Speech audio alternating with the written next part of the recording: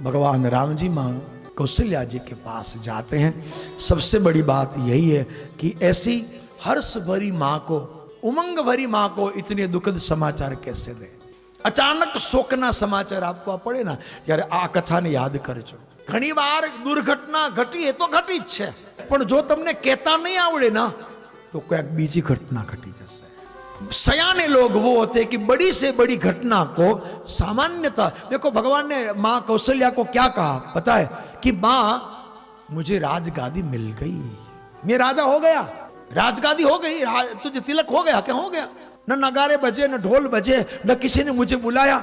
माँ बहुत जल्दी थी ना, जल्दी थी એટલે पिताजी ने पिता दिन मोहे मुझे राज बना दिया, मगर थोड़ा परिवर्तन कर लिया।